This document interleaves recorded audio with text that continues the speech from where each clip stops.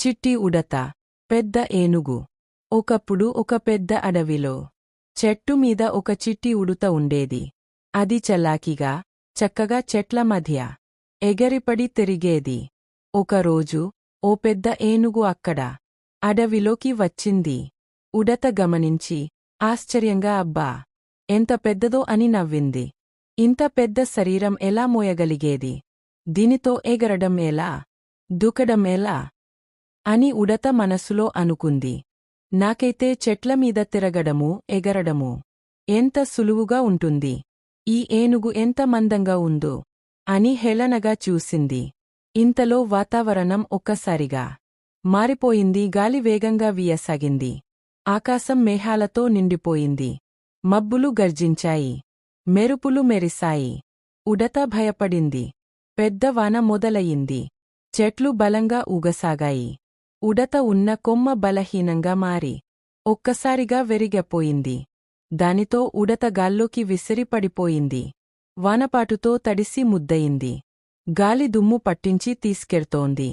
ఉడత తప్పించుకోవడానికి కష్టపడింది.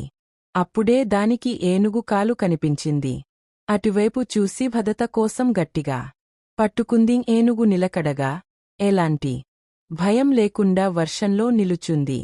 దాని చర్మం మీద పడే వాన నీరు కూడా ఏమీ చేయలేకపోయింది. ఉడత ఆశ్చర్యపోయింది. దీని శరీరం ఎంత బలంగా ఉంది! ఇంత బలమున్నదని నన్ను రక్షించగలిగింది అని భావించింది. నేను ఈ ఏనుగును చూసి నవ్వుకున్నాను. కాని ఇది నాకు జీవితం ఇచ్చింది. దీనివల్లే ఇప్పుడు నేను సురక్షితంగా ఉన్నాను అని చింతించింది. వర్షం ఆగిన తరువాత ఉడత చెట్టుపైకి తిరిగి వెళ్ళింది. అది మిత్రులందరికీ జరిగిన విషయం చెప్పింది. పెద్దదో చిన్నదో కాని ఎగతాళి చేయకూడదు. ప్రతి ఒక్కరిలో ఏదో ఒక గొప్పతనం ఉంటుంది అని నేర్చుకుంది.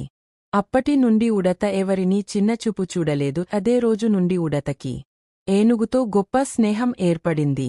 ఈ కథ మనకు చెబుతుంది, ఎవరి స్థితి చూసి హేళన చేయకూడదు. ఎందుకంటే మనకెప్పుడైనా వాళ్ళ సహాయం అవసరం రావచ్చు. Subscribe my channel for more videos.